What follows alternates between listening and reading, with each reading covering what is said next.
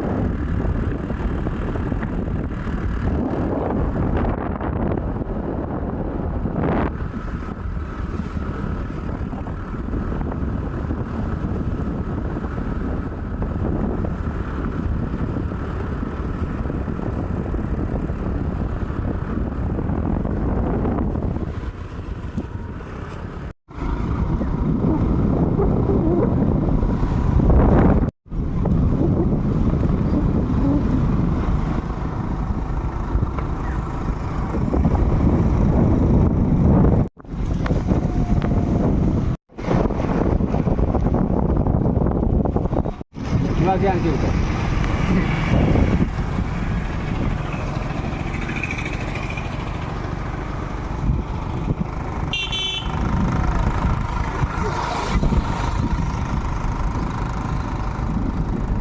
ये सब कौन पूछुं सब कौन देखा क्या सिंह त्रिशूल पूछुं कौन सब सब बहुत दिन 45 वर्षर अनुभूति सब जिते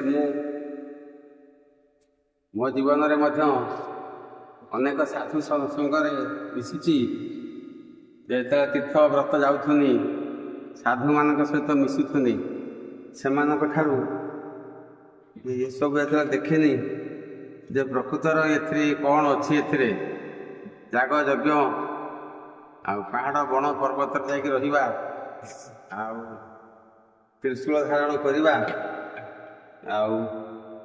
जंगल मानक रहीकि भगवान को डाकिबा ये जो निष्फलतार कहानी सब रही से सब आसिक रही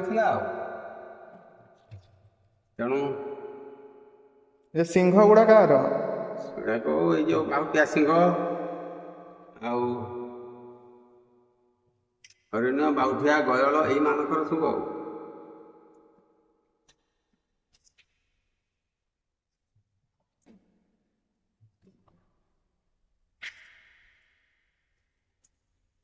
अनेक बाबा माने अच्छी अनेक साधु अच्छा भारत वर्ष से माने परिवार को संभाली न पारी से माने साधु हो जाती जे परिवार को संभालवा दाढ़ी जटा छाड़िकी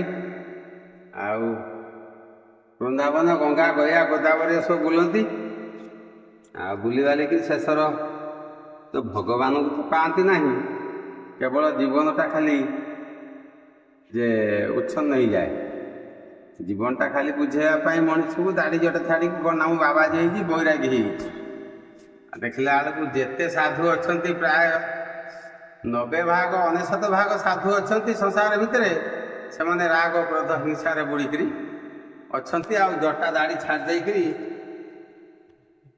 संसार भितर माने मागी जाती खाइबाटा गोटे अभ्यास हो जाता जो कि ये जटा दाढ़ी सब छाड़ी बाबा मैंने आसती आसिक अनेक समय आश्रम को आसती आसिक पचारे तुम दाढ़ी कहीं छाड़ीच बाबा जटा कहीं छाड़ीच ये कहपुनी कहीं पिंधिच ये सब भितर जो पचरा जाए से निरुत्तर रुहति कौन से उत्तर दे पारती किंतु एथु जना जाए जे संसार को उजाड़ी ये सब बाबा देती परिवार सहित मिसिक रही पारि ना आ स्त्री पुत्र को चल पारि ना से गंजे मजे खाई आपण सहित तो मु आश्रम रु घर पाखक आसली देखिले रास्ता पाखर समस्त तो पक्का घर आपण गोटे बोधे चाल घर माटी पुराणा परस्त बोधे चलती फाटी गलानी आपण केबे पक्का घर करिवे केबे ପକ୍କା ଘର କରିବାର ପୁରା ଇଚ୍ଛା ନାହିଁ। କାରଣ ମାଟି ଘରେ ଯୋଉ ଆନନ୍ଦ ସେଟା ପକ୍କା ଘର ଦେଇପାରିବନି। ମାଟି ଘରେ ଯୋଉ ଆଜି ଯଦି 8 ଦିନ 15 ଦିନ ଇଲେକ୍ଟ୍ରିକ ନ ରହିବ ତାହେଲେ ଇଏ ମାଟି ଘର ଆମକୁ ଆନନ୍ଦ ଦବ, ଆଉ ପକ୍କା ଘର ସେତିକି ସୁଖ ଦେଇପାରିବନି। ତେଣୁ ସେଥିପାଇଁ ମାଟି ଘରର ଆନନ୍ଦ, ମାଟି ଘରର ସୁଖ, ଆଉ ମାଟି ଘର ଭିତରେ ରହୁଥିବା ମଣିଷ ତାର ପ୍ରାଣ ଶକ୍ତି ଯେତେ ପ୍ରବଳ ହେଇଟା ବଢିଥାଏ ତାହେଲେ ସେଟା ପକ୍କା ଘର ଦ୍ୱାରା ମିଳେନି। ତେଣୁ କୋଠା ବିଲ୍ଡିଂ ହବ, ପିଲାମାନେ ଅଛନ୍ତି ତାଙ୍କର ଭବିଷ୍ୟତରେ କରିବେ, ଆଉ ମୋ ଦ୍ୱାରା ତ ସମ୍ଭବ ନୁହେଁ। ଆଉ ତେଣୁ ମୁଁ ସେଗୁଡାକ ଆଉ ପାରିବି ନାହିଁ। ଆଉ ଆପଣ ଆଶ୍ରମରେ କୋଠା ବିଲ୍ଡିଂ କରିଛନ୍ତି, ଆଶ୍ରମରେ ରଖୁଛନ୍ତି, ଆଉ ଏଠି ଗୋଟେ କରିଦେଇଥିଲେ ଏଠି। ଆଶ୍ରମରେ କରିଛି, ସେଟା ହଉଛି ଯୋଉମାନେ ଅଛନ୍ତି ଅନ୍ୟମାନଙ୍କ ପାଇଁ ମୁଁ କରିଛି, ମୋ ପାଇଁ କରିବାର ଆବଶ୍ୟକ ନାହିଁ। କାରଣ ଯେ ଆଶ୍ରମଟା ହଉଛି ସମସ୍ତଙ୍କ ଅନୁଦାନରେ ଆଶ୍ରମ ହେଇଛି, ସେ ଅନୁଦାନ ପଇସାକୁ ଆଣିକି ମୁଁ ଏଠି ଖର୍ଚ୍ଚ କରିବି ତାହା ମୋ ଦ୍ୱାରା ସମ୍ଭବ ନୁହେଁ। ଆଉ ମୋର ତ ସମ୍ବଳ କିଛି ନାହିଁ। ସେଇ କିଛି ହିତାକାଂକ୍ଷୀ ସରଳ ହୃଦୟର ବ୍ୟକ୍ତି କିଛି ଅଛନ୍ତି ଯୋଉମାନଙ୍କ ପାଇଁ ଆଶ୍ରମର ବିଲ୍ଡିଂ ଉପରେ ବିଲ୍ଡିଂ ତିଆରି ହଉଛି। କିନ୍ତୁ ସେ ପଇସା ଯେ ମୁଁ ଆଣିକି ଏଠି ଖର୍ଚ୍ଚ କରିବି, ଆଶ୍ରମକୁ ବର୍ବାଦ କରିଦେବି, ତାହା ମୋ ଦ୍ୱାରା ହେଇପାରିବନି। ଆଉ ମୋର ଏଇ ମାଟି ଘରେ ହିଁ ଯଥେଷ୍ଟ। ମୋର ଶେଷ ଜୀବନ ପର୍ଯ୍ୟନ୍ତ ଏଇ ମାଟି ଘରେ ରହିବି। ମାଟି ଘର ଭିନ୍ନ ମୋତେ ଆଉ କୋଠା ବିଲ୍ଡିଂ ମୋତେ ସୁଖ ଦେଇପାରିବନି। ତେଣୁ ମାଟିରେ ମୋ ଜୀବନ, ମାଟିରେ ମୁଁ ପଡ଼ିକି ଜନ୍ମ ହେଇଛି, ମାଟି ହେଉଛି ଶେଷ ଜୀବନ, ମାଟିରେ ମୁଁ ମିଶିବି। କିନ୍ତୁ ପକ୍କାର କ'ଣ ମିଶି ହବ? ତେଣୁ ସେଥିପାଇଁ ଆବଶ୍ୟକ ନାହିଁ, ଏତିକି ହେଉଛି ଯଥେଷ୍ଟ।